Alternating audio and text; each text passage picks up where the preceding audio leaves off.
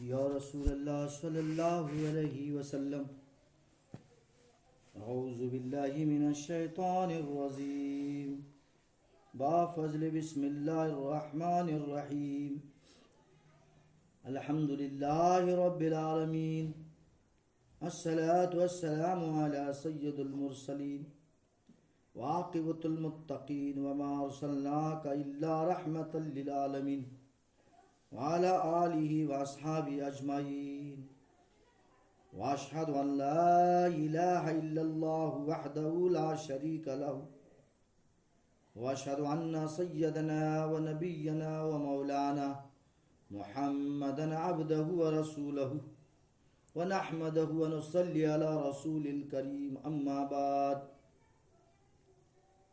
تو بزرگوں اور دوستو، ہم نے تمام مریدین عاشقین نے مل کر کلمہ، نماز، روزہ، زکوٰۃ، ان تمام بیانات کو سن لیا ہے، لیکن آج آخری جو عنوان ہے در بیان حج کے اسرار کا بیان، حقیقی حج اور مجازی حج کیا ہے، یہ دونوں باتوں کو آج ہم سمجھنا ہے۔ ایک بزرگ کا ارشاد ہے، فرماتے ہیں کعبہ من آپ تک پہنچے کوئی مقدور ہے، کعبہ من آپ تک پہنچے کوئی مقدور ہے، لا مکان نزدیک ہے پر کعبہ دل دور ہے، لا مکان نزدیک ہے پر کعبہ دل دور ہے۔ تو بزرگوں اور دوستو، اللہ کے رسول صلی اللہ تعالیٰ علیہ وسلم نے اپنے خلیفہ ارشد حضرت عمر رضی اللہ تعالیٰ عنہ کو تلقین فرمایا۔ حج کی حقیقت کے بارے میں آپ نے ارشاد فرمایا، اے عمر، یقین جانو کہ خانہ کعبہ انسان کا دل ہے، خانہ کعبہ انسان کا دل ہے۔ چنانچہ ارشاد نبوی صلی اللہ علیہ وسلم ہے، قلوب المومنین قلوب الانسان بیت الرحمن۔ اللہ کے رسول نے ارشاد فرمایا قلوب الانسان بیت الرحمن، یعنی اے عمر، انسان کا دل دراصل خانہ کعبہ ہے۔ اصل میں کعبہ کون سا ہے؟ انسان کا دل، یہ کعبے کی حقیقت رکھنے والا ہے۔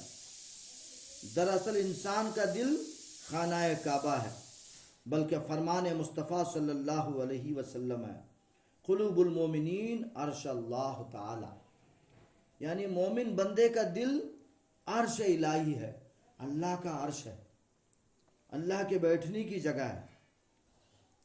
تو بس بزرگوں اور دوستو، کعبہ دل کا حج کرنا ضروری ہے۔ حج کس کا کرنا ضروری ہے؟ کعبہ دل کا حج کرنا ضروری ہے۔ تو فرماتے ہیں طواف کعبہ دل کن اگر ولے واری، طواف کعبہ دل کن اگر ولے واری، ولے اشت کعبہ عظیم تو غل چپنداری، زعرش و کرسی لوح قلم فضو باشد، ولے خراب کے اور آنا ہیچ نہ شماری، قلب از نور وحدت گشت پیدا، زاج ما در پدر باشد ہویدا، نہ زاز باد نہ آتش آب خاکی، قلب نورست قدرت شد زپاکی۔ تو بزرگوں اور دوستو، لہٰذا بزرگوں اور دوستو، دل کعبے سے بہتر اور افضل ہے۔ تو ایک بزرگ نے ارشاد فرمایا، دل بدست آور کے حج اکبر است، دل بدست آور کے حج اکبر است، از ہزاروں کعبہ ایک دل بہتر است۔ ہزار بار کعبے کو جا کر آنے سے بہتر ہے زندگی میں ایک بار دل کا طواف کرنا، ایک بار دل کے کعبے کا حج کرنا ہزار بار کعبے کو جا کر آنے سے بہتر ہے۔ یہ کون فرما رہے ہیں؟ اللہ کے رسول اپنے خلیفہ ارشد عمر فاروق کو تلقین فرما رہے ہیں، اور آپ نے فرمایا، غور سے سنو، آپ نے فرمایا، حضرت عمر رضی اللہ تعالیٰ عنہ نے عرض کیا، یا رسول اللہ صلی اللہ علیہ وسلم، کعبہ دل کا حج کس طرح سے کرنا چاہیے؟ سب تو یہ خانے کعبے کا حج کر رہے ہیں، لیکن کعبہ دل کا حج کس طرح سے کرنا چاہیے؟ سرور کائنات، فخر موجودات، احمد مجتبی، محمد مصطفیٰ رسول خدا صلی اللہ علیہ وسلم نے عرض کیا، فرمایا کہ اے عمر، انسان کا وجود بمنزلہ ایک چار دیواری کے ہے، انسان کا وجود بمنزلہ ایک چار دیواری کے ہے، اگر اس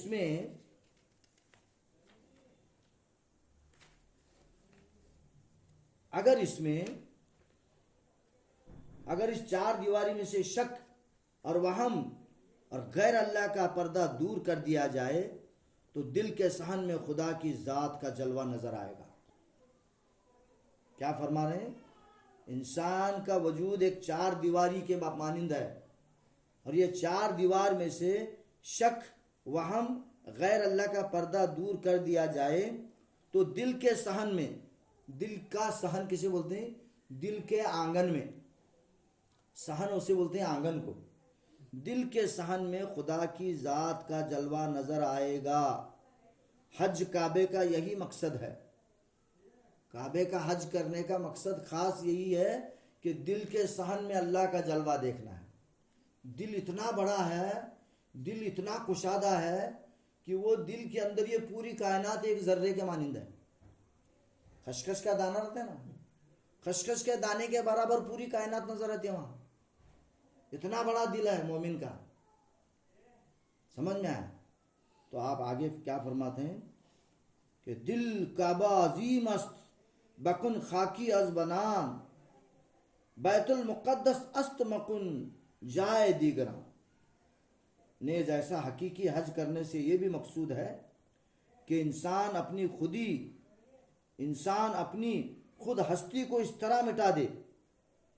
نیز ایسا حقیقی حج کرنے سے یہ مقصد ہے، حقیقی حج کرنا بولو تو کیا ہے کہ انسان اپنے خود ہستی کو اس طرح مٹا دے کہ ہستی کا ذرہ بھر بھی باقی نہ رہے،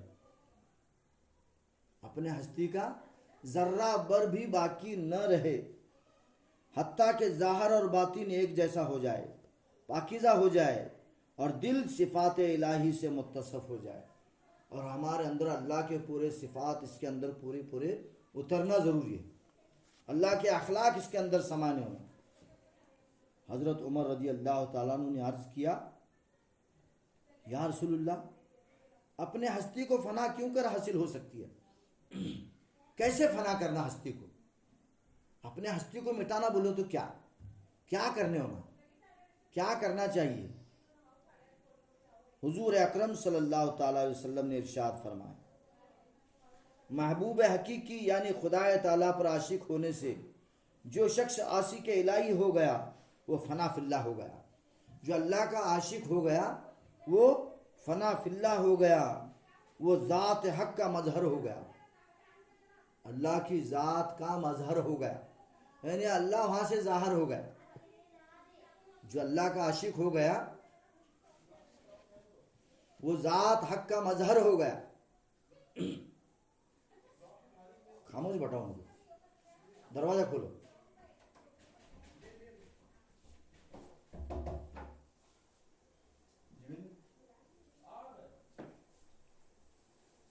ذرا خاموش بیٹھتے ہیں کیا؟ آواز کتے کر رہے ہیں؟ لگاؤ دروازہ، ذرا پیچھے لے بھائی، ڈیلیٹ کر۔ کیا بول وہ نہیں رہا دقت نہیں، ڈیلیٹ کرنے کو تو یہ سب جانے والا۔ کیا فرماتے ہیں؟ جو شخص اللہ کا عاشق ہو گیا وہ فنا فی اللہ ہو گیا، اور جو فنا فی اللہ ہو گیا وہ ذات حق کا مظہر ہو گیا۔ پھر حضرت عمر رضی اللہ تعالیٰ عنہ نے سوال کیا کہ یا رسول اللہ، دل کو خانہ خدا اور عرش الہی کیوں قرار دیا ہے؟ دل کو کیوں بولے؟ اللہ کا عرش اور خانہ کعبہ خدا کا گھر کیوں بولے؟ کیوں قرار دیا ہے؟ سرکار دو عالم صلی اللہ تعالیٰ علیہ وسلم نے جواب دیا کہ ارشاد خدا بندی ہے وفی انفسکم افلا تبصرون، یعنی خدا تعالیٰ فرماتا ہے اے لوگو میں تمہارے اندر ہی ہوں۔ دیکھ کیا بول رہے ہیں؟ اللہ تعالیٰ فرماتا ہے اے لوگو اے ایمان والو میں تو تمہارے اندر ہی ہوں، تمہارے جانوں اور نفسوں کے اندر ہوں، پھر تم مجھے کیوں نہیں دیکھتے؟ تم مجھے دیکھتے کیوں نہیں؟ میں تمہارے جانوں اور نفسوں کے اندر ہوں، میں تمہارے تنوں میں ہوں، تم مجھے کیوں نہیں دیکھتے؟ اے عمر، رسول اللہ نے فرمایا اے عمر، رہنے کی جگہ کو گھر کہتے ہیں، رہنے کی جگہ کو گھر کہتے ہیں، رہنے کی جگہ کو گھر کہتے ہیں، چونکہ خدا تعالیٰ دل میں رہتا ہے، لہذا خانہ خدا اور عرش الہی اس کے واسطے اسے قرار دیا گیا ہے۔ تو خدا کے رہنے کی جگہ کون سی ہے؟ دل ہے، ہر کو اسے اللہ کا گھر بولے۔ انسان خدا کا گھر ہے، چلتا پھرتا گھر، یہ تن مسجد ہے خدا کی، اسے بولے مسجد، یہ خدا کی مسجد ہے۔ خدا کی مسجد یہ ہے، اس مسجد میں خدا موجود ہے اور یہاں عبادت ہونے ہونا اندر۔ کون سے مسجد میں؟ اس تن کے مسجد میں خدا کی عبادت ہونے ہونا۔ کر کو مسجد میں جاؤ کر کو بولے، تو کون سے مسجد میں جانا؟ آپ اندر جانا اور وہاں خدا کی بندگی کرنا۔ اور آگے کیا فرمائے؟ اس کے واسطے اسے خدا اور عرش الہی قرار دیا گیا۔ پھر حضرت عمر فاروق رضی اللہ تعالیٰ عنہ نے سوال کیا یا رسول اللہ مجھے تعجب ہو رہا ہے، اس خاک کے پتلے میں بولنے والا، سننے والا، دیکھنے والا کون ہے اور کیسا ہے؟ سوال کیسا کریں؟ یا رسول اللہ اس خاک کے پتلے میں بولنے والا، سننے والا، دیکھنے والا کون ہے اور کیسا ہے؟ سرکار دو عالم صلی اللہ تعالیٰ علیہ وسلم نے جواب میں ارشاد فرمایا اے عمر وہی خدا بولنے والا ہے، وہ خدا بول رہا ہے، تو نہیں بول رہا۔ سوکھا پیپل، سوکھی لکڑی، سوکھا پوست، یہ سوکھا پیپل، سوکھی لکڑی، سوکھا پوست، از کجا می آیدی آواز دوست، یہ آواز کہاں سے ہے؟ کوئی مجھ میں بولتا ہے، میں نہیں ہوں، یہ جلوہ یار کا ہے، میں نہیں۔ تو پیغمبر خدا صلی اللہ علیہ وسلم نے ارشاد فرمایا وہی خدا بولنے والا ہے، وہی خدا سننے والا ہے اور وہی خدا دیکھنے والا ہے۔ نہ میں بول سکتا ہوں، نہ میں دیکھ سکتا ہوں، نہ میں سن سکتا ہوں، مگر سننے والا اللہ ہے، دیکھنے والا اللہ ہے اور بولنے والا اللہ تعالیٰ ہے۔ حضرت عمر فاروق رضی اللہ تعالیٰ عنہ نے فرمایا، سوال کیا یا رسول اللہ صلی اللہ علیہ وسلم ذات خاص حضرت چے باشد خاص اللہ کی ذات کیا ہے؟ پیغمبر خدا صلی اللہ تعالی علیہ وسلم نے فرمودست، آپ نے فرمایا اب ایسا سوال کرے یا رسول اللہ کی ذات کیا ہے کو پوچھے، اب آپ نے فرمایا انا احمد بلا میم، اے عمر میں ہی وہ احمد ہوں جس میں میم نہیں ہے، میں ہی وہ احمد ہوں جس میں میم نہیں ہے۔ اگر میم کو ہٹا دیا جائے تو ذات خدا بند عالم ہے، احد ہے۔ اگر میم کو ہٹا دیا جائے تو سوائے احد کے کچھ نہیں۔ تو حضرت عمر رضی اللہ تعالیٰ عنہ نے پھر سے پوچھا یا رسول اللہ صلی اللہ علیہ وسلم کعبہ دل کا حج کون ادا کر سکتا ہے؟ دل کے کعبے کا حج کون کر سکتا ہے، کون ادا کر سکتا ہے؟ سرور کائنات فخر موجودات صلی اللہ علیہ وسلم نے فرمایا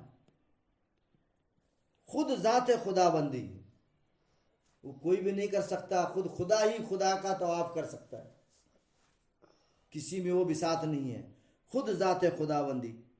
یعنی جب بندہ نفس کا پردہ دور کر دیتا ہے اور عبد اور معبود کے درمیان میں کوئی پردہ باقی نہیں رہتا تو صفات الہی سے متصف ہو جاتا ہے اور اس کے دل میں ذات الہی کی سمائی ہو جاتی ہے، تو خدا تعالیٰ کا بندے کے دل میں سمانا ہی کعبہ دل کا حج حقیقی ہے۔ وہاں بندہ رہا جی نہیں، بندہ جب مٹ گیا تو باقی کون رہا؟ اللہ ہی باقی رہا۔ اب اللہ کا طواف کر رہا ہے، اللہ کے ساتھ بات کر رہا ہے، اللہ کو دیکھ رہا ہے، اللہ کا سن رہا ہے، وہاں اللہ کے سوا کوئی چیز دوسری موجود نہیں۔ حضرت عمر نے پھر سوال کیا کہ یا رسول اللہ، جب سب کچھ اس کی ذات مقدس کا ظہور ہے تو پھر یہ رہنمائی کس کو اور کیوں ہے؟ پھر یہ رہبر اور رہنما اس کی کیا ضرورت پڑی؟ سب اللہ ہی اللہ ہے، پتا ہمیں رہبر بنانا یہ کیا ہے؟ یہ رہنما کیا ہے؟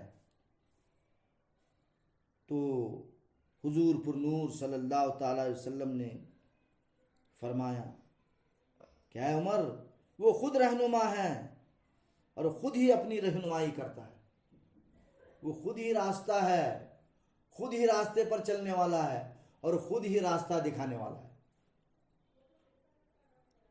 راستہ بھی خود ہے، راستے پر چلنے والا بھی خود ہے اور راستہ دکھانے والا بھی خود ہے۔ حضرت عمر نے عرض کیا کہ حضور، جب سب کچھ وہی ہے پھر یہ گونا گو، یہ نقش نگار کیوں ہے؟ یہ شور گوگا کیا چل رہا ہے دنیا میں؟ یہ سب کیا چیزیں ہیں یا رسول اللہ؟ میرے کچھ سمجھ میں نہیں آ رہا۔ پیغمبر خدا صلی اللہ تعالی علیہ وسلم نے فرمایا کہ دیکھو عمر، رہنما کی مثال ایک سوداگر کے جیسی ہے۔ جس چیز کا کوئی گراہک ہوتا ہے سوداگر اسی کو وہی چیز دیتا ہے۔ خریدنے والا آنے ہونا نا، کوئی خریدار ہی نہیں آتا تو اسے سمجھانے کا کیا؟ لینے والا آیا، کوئی عاشق آیا تو اسے سمجھانے کا۔ تو کہتے ہیں کہ رہنما کی مثال ایسی ہے کہ سوداگر کی جیسی ہے۔ جس چیز کا کوئی گراہک ہو سوداگر اسی کو وہی چیز دیتا ہے۔ گیہوں کے خریدار کو جاری نہیں دیتا ہو اور جاری کے خریدار کو گیہوں نہیں دے سکتا۔ جسے جو ہونا ہے وہ چیز انہیں برابر دیتا ہے۔ ابھی تمنا کیا طلب ہے، تمہیں وہ لے رہے ہیں، سمجھ میں آ رہا؟ تم کو کس بات کی طلب ہے؟ اللہ تعالیٰ تمنا وہ دے رہا ہے کیونکہ تم اس کے خریدار ہیں، تم اسے لے رہے ہیں۔ تو پھر حضرت عمر فاروق رضی اللہ تعالیٰ عنہ نے سے فرمایا، اے عمر، پیغمبروں کی بھی مثال ایسی ہی ہے جیسے عتبہ، یعنی جس طرح طبیب مرض کی طبیعت اور مرض کے موافق دوا دیتا ہے۔ جو پیغمبر پیر جو ہے اس کے واسطے ایسے ہیں کہ ہمارا علاج کرنے کے لیے، روحانی علاج، ہماری باطنی بیماریاں کیا ہیں وہ نکالنے کے لیے رہنما آیا۔ اب وہ موافق ہم کو وہ دوا دیتا ہے۔ ابھی بچہ ہے، بچے کو کیا دینے ہونا، جوان ہے، جوان کو کیا دینے ہونا، بوڑھا ہے، بوڑھے کو کیا دینے ہونا، یہ موافق مرشدان کیا کرتے ہیں؟ ان کے عقل کے حساب سے معرفت سمجھا کو، ان کا شک شبہ وہم دور کر کو اللہ کا یقین پیدا کرتے ہیں اور خدا تک پہنچانے کا کام رہنما اور رہبر پیغمبرات کرتے ہیں۔ مریض کی طبیعت اور مرض کے موافق دوا دیتے ہیں اور اسی موافق دوا کے اس مریض کو شفا حاصل ہوتی ہے۔ جب وہ دوا ان کو مل جاتی ہے تو شفا بھی ان کو حاصل ہو جاتی ہے۔ اور آگے آپ فرماتے ہیں، اسی طرح پیغمبر بھی روحانی ایمانداروں کو ان کی باطنی استعداد اور روحانی مرض کے موافق دوائے معرفت عطا فرماتے ہیں، جس کی بدولت مریض روحانی شفاء کلی پا کر عارف الہی بن جاتا ہے۔ مریض روحانی شفا پا کر عارف الہی بن جاتا ہے، اللہ کو پہچاننے کے لائق ہوتا ہے، اللہ تعالیٰ تک پہنچنے اور اسے پہچاننے کے قابل بن جاتا ہے۔ تو اے عمر، سالکان طریقت 4 گروہ میں منقسم ہیں۔ سالکان طریقت 4 گروہ کے ہیں اس کے اندر۔ طریقت پر چلنے والے 4 گروہ ہیں، منقسم ہیں، اور ان 4 گروہ میں بلحاظ مراتب و استعداد باطنی زمین و آسمان کا فرق ہے۔ ان چاروں گروہ میں زمین اور آسمان کا فرق ہے۔ ابھی پہلا گروہ کون سا ہے؟ دیکھو، طریقت کے اوپر چلنے والا پہلا گروہ عوام الناس، پہلا گروہ عوام العالم میں عام مسلمانوں کا گروہ ہے۔ پہلا گروہ عام مسلمانوں کا ہے۔ یہ لوگ ارباب ظاہر کہلاتے ہیں، صرف ظاہر پرستی، نماز پڑھنا، روزہ رکھنا، زکوٰۃ دینا اور حج کو جانا، کلمہ پڑھنا، یہ عام مسلمان کہلاتے ہیں، اور یہ راہ شریعت پر چلنے والے لوگ ہیں۔ یہ سب کئی پر چلنے والے ہیں؟ راہ شریعت پر چلنے والے ہیں۔ عشق الہی کی 4 سیڑھیوں میں سے بھی پہلی سیڑھی پر اہل شریعت گامزن ہوتے ہیں۔ عشق الہی کی سیڑھی جو ہے اس کے پہلی سیڑھی پر یہ لوگ چلتے رہتے ہیں، گامزن رہتے ہیں۔ لیکن اگر اسی سیڑھی پر رہے تو معرفت الہی کے اگلی سیڑھیوں پر چلنے کی کوشش نہ کرے، حتیٰ کہ ان کی عمر ختم ہو جائے، تو یہ لوگ دین اور دنیا سے محروم اور ظاہر پرست ہو کر ہی مر جاتے ہیں۔ یہ گروہ اہل شریعت کہلاتے ہیں۔ ان کو سمجھائے تو ٹھیک ہے، نہیں سمجھائے اس میں سے ان کی زندگی پوری ختم ہو جاتی، اللہ کی معرفت ان کو حاصل نہیں ہوتی۔ اب دوسرا گروہ عوام الخاص کا ہے، خاص لوکا کا گروہ ہے۔ ان لوگوں میں دونوں پہلو پائے جاتے ہیں، عوام کا بھی پہلو پایا جاتا ہے اور خاص کا بھی، ادھر بھی جاتے ہیں اور ادھر بھی آتے ہیں، خاص لوکا کا، یہ دونوں ان کے میں پائے جاتے ہیں۔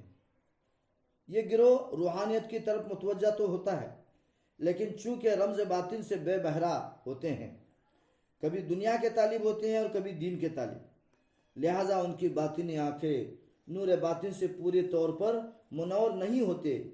اس گروہ کو اہل طریقت کہتے ہیں۔ نقطہ قدم آئی، اب تمہارا قدم نقطہ جیسا ہے تو تمہارا توجہ کبھی باہر جاتا ہے، کبھی ادھر آتا ہے، کچھ دیر کے لیے ادھر ہوتے ہیں، کچھ دیر کے لیے ادھر ہوتے ہیں، کیونکہ پورا یقین مضبوطی کے ساتھ میں نہیں آئے سورت۔ یہ خاص لوگا کا ہے۔ اور آگے کیا فرماتے ہیں؟ یہ طریقت کہلاتے ہیں۔ اور تیسرا جو گروہ ہے وہ خالص الخاص لوگا کا گروہ ہے۔ انہیں اہل معرفت بولتے ہیں، یہ گروہ کو اہل معرفت بولتے ہیں۔ اے عمر، ہدایت، رہنمائی طالب کی استعداد اور جنس کے موافق ہوا کرتی ہے۔ یہ اسرائیل الہی کی نعمت عظمی نااہل عوام الناس کو نہیں دی جاتی، کیونکہ ان کو ایسی نعمت دے دینا اس نعمت کی ناقدر شناسی ہے، چونکہ وہ اس نعمت کے متحمل نہیں ہو سکتے، لہٰذا ان کے گمراہ ہونے کا اندیشہ ہے۔ اگر یہ عوام کو جا کر آپ یہ باتیں تمام بتائیں گے تو وہ رستے سے ہٹ جانے کا خطرہ ہے۔ اس کے واسطے ان کے عقل کے موافق ہے جو ان کے ساتھ میں باتیں کرنا ضروری ہے۔ پھر حضرت عمر نے سوال کیا کہ ذات رحمان کیا ہے؟ یا رسول اللہ، ذات رحمان کیا ہے اور دیگر اشیاء کیا ہیں؟ حضور سرور کائنات صلی اللہ علیہ وسلم نے جواب دیا کہ تمام اشیاء مظہر الہی ہیں۔ دنیا میں جو بھی چیزیں نظر آ رہی ہیں نا اپنے، کلو شے محیط، جس شے کو بھی دیکھو وہاں خدا کا جلوہ نظر آنے والا۔ تمام اشیاء مظہر الہی ہیں، در حقیقت سب ایک ہی ہیں، ظہور کی صفات مختلف ہے، ان کے ظاہر ہونے کی صفات مختلف ہے، الگ الگ ہیں۔ پانی ایک ہے، بھانڈے انیک ہیں، مٹی ایک ہے، برتن انیک ہیں، سمجھ میں آئے؟ سب ایک ہیں، اس کو مختلف عبارتوں سے ادا کیا جاتا ہے۔ اسی طرح اللہ کی ذات ایک ہی ہے لیکن اس کے مظاہر مختلف ہیں، چہرے الگ الگ ہیں، مگر سب میں ذات ایک ہے۔ ایک اللہ سب میں موجود ہے، جیسا کہ درخت ایک ہے مگر ہزار پھل لگے ہوئے ہیں، ایک درخت کو ہزاروں پھل لگے ہوئے ہیں مگر ہر پھل میں ایک ہی بیج موجود ہے، جو اول بویا گیا ہے وہی بیج ہر پھل میں موجود ہے۔ پھل دکھنے کو الگ الگ جگہ، کوئی گول ہے کوئی لمبا ہے، مگر بیج و حقیقت وہی موجود ہے، کوئی فرق نہیں ہے۔ ارشاد خدا بندی ہے، اللہ تبارک و تعالیٰ اپنے کلام پاک میں ارشاد فرمایا ان اللہ علی کل شیء محیط، یعنی اللہ تعالیٰ کا ہر چیز پر احاطہ ہے، ہر چیز کو گھیرے ہوئے، ہر چیز کو اللہ کے نور نے پکڑا ہوا ہے۔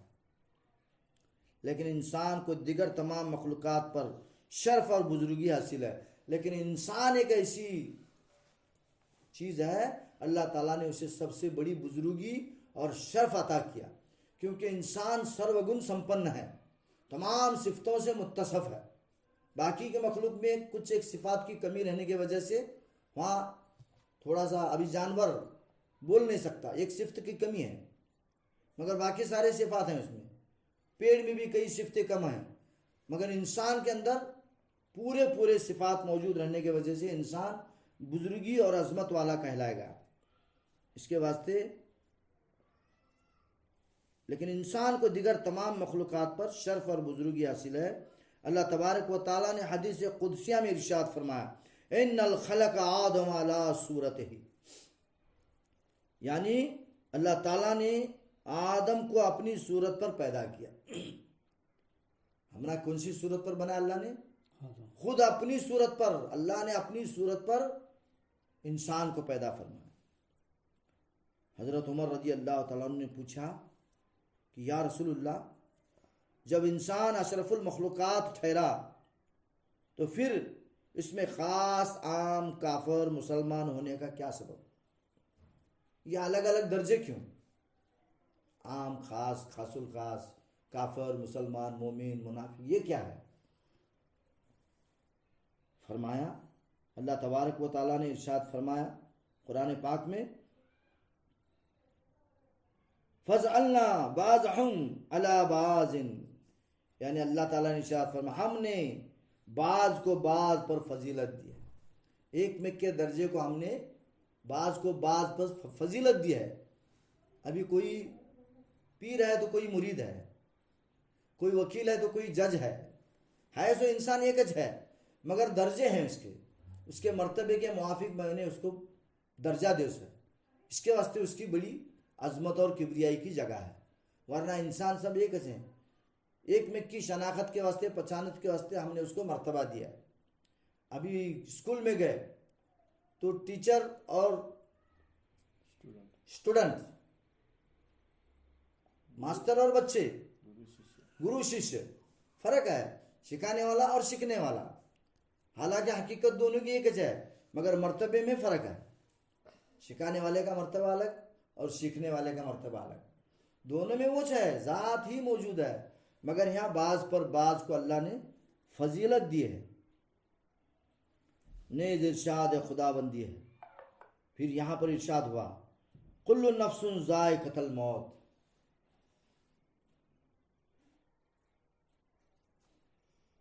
یعنی ہر شخص موت کا مزہ چکھنے والا ہے، ہر شخص موت کا مزہ چکھنے والا ہے۔ موت دراصل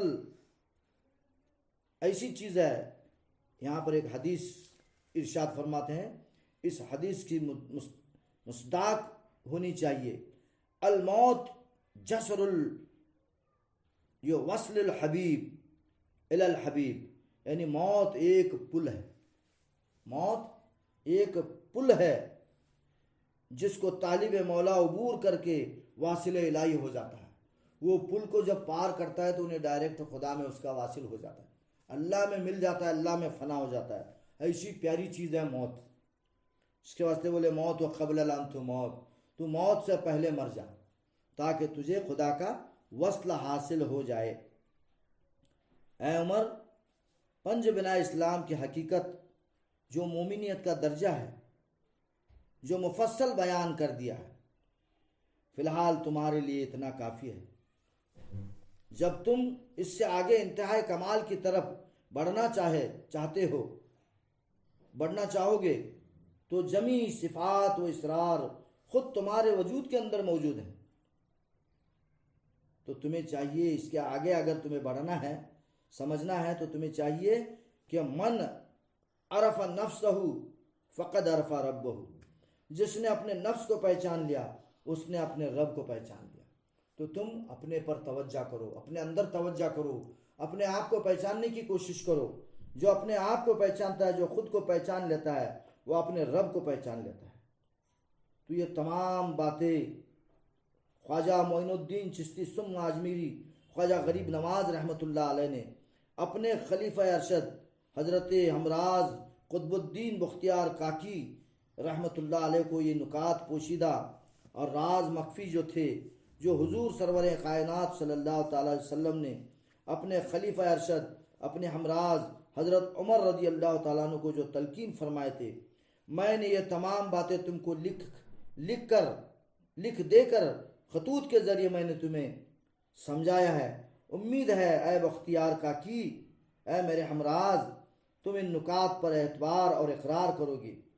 ہمیں کچھ فہم یعنی علماء ظاہرے سے کچھ سروکار نہیں ہے، ان کا علاج بس اللہ تعالیٰ ہی کر سکتا ہے، کیونکہ سب کچھ اللہ تعالیٰ ہی کے قبضے میں ہے۔ لا تطہروا باذن اللہ، یعنی اللہ تعالیٰ کے حکم کے بغیر کوئی چیز حرکت نہیں کر سکتی۔ دنیا میں جو کچھ بھی ہو رہا ہے، اے میرے ہمراز خواجہ بختیار کاکی، یہ جو کچھ بھی دنیا میں جو بھی ہو رہا ہے وہ اللہ تعالیٰ کے حکم کے مطابق ہو رہا ہے اور ہوتا رہے گا اور ہونے والا ہے۔ یہی ہر مسلمان کا اعتقاد ہے اور اسی پر ایمان ہے۔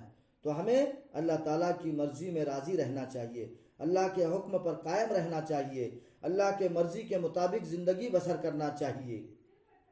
تو میرے پاس جو بھی تھا میں نے تم کو خط کے ذریعے سمجھایا ہے، جس طرح سے حضور پرنور نے اپنے خلیفہ ارشد عمر فاروق کو سمجھایا، اسی طرح میں معین الدین چشتی ایک حقیر فقیر، میں تمہیں اپنا یہ پورا راز میں نے جہاں تک مجھے معلوم تھا تم کو سمجھا دیا ہے۔ اللہ تبارک و تعالیٰ تمہیں اس راستے پر مضبوطی کے ساتھ میں قائم رکھے۔ وصلی اللہ تعالی علی خیر خلقہ سیدنا محمد صلی اللہ علیہ وسلم وعلی آلہ واصحابہ واہل بیتہ ورضوان اللہ تعالی علیہم اجمعین برحمتک یا ارحم الراحمین والحمد للہ رب العالمین وما علینا الا البلاغ المبین واخر الدعوانا والحمد للہ رب العالمین۔